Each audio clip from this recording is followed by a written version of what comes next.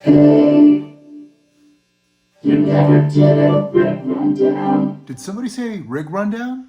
Let's do it. I'm gonna tell you all about my amp, my pedal board, my signal chain. I'll share that. Let's get on it. It's been said that real amps glow in the dark. You know what? I agree. It's my personal conviction that you'll never hear your fingers, your guitar, your pickups, yourself as authentically and musically as you will through a quality tube amp. Don't get me wrong, modeling has come a long way. They sound neat, they're super reliable, but I have always found that when you play through digital stuff, you tend to hear a digital signal more than you hear the organic experience of playing an instrument through something like this. And what is this? This, in my case, is a Hughes Kettner Triamp Mark III. It's a fully MIDI switchable, completely tube amp that literally has 3 2-channel amps in one chassis. Amps 1, 2, and 3 progressively get more gnarly, distorted, and modern sounding as you go up. Easter egg. While the Triamp itself is super powerful and sounds amazing and is quite versatile, it doesn't have any built-in effects. So I built a pedal board, a Chemistry Design Works Holy board.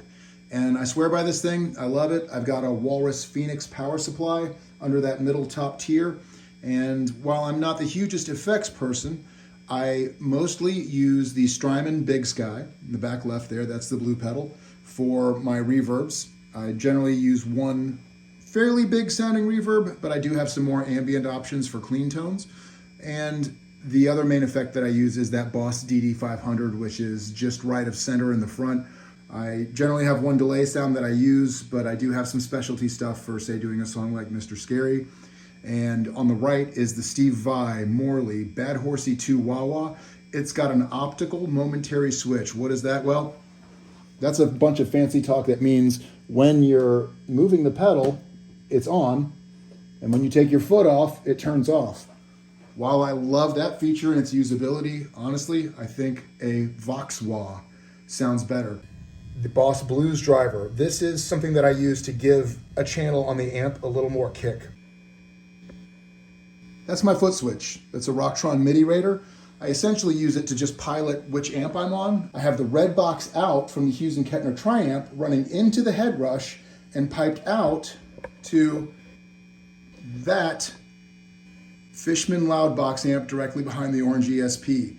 And that's basically a small PA in a box, very close to being a full range type of sound. So when I use that in conjunction with the Triamp itself, I can get some really cool, almost multi-amp, full range type of tones. Now, once in a while, I do go all out and I will run 2 microphones into a digital audio workstation on my iPad. That's the Sennheiser in the speech setting on that little knob. And this is a Shure SM58. I'll give you a sound clip of something I recorded with a studio treatment here.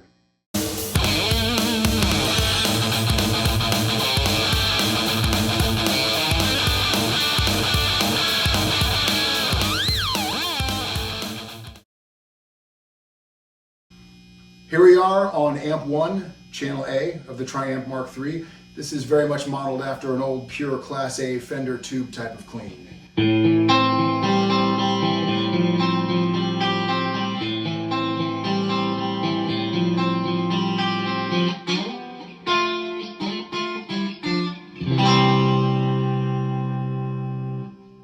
Or if you prefer something a little funkier.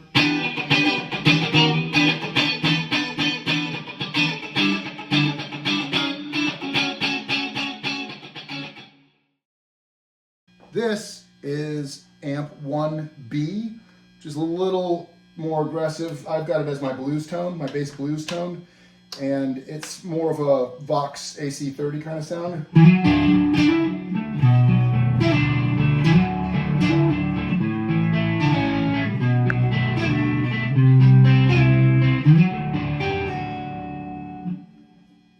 So here's the blues driver effect.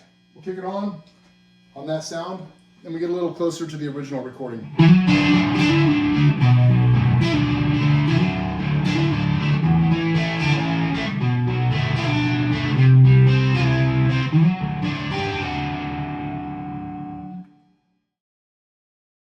Meet amp 3A. This is more of a modern Mesa Boogie type of sound, and this is my main distortion sound.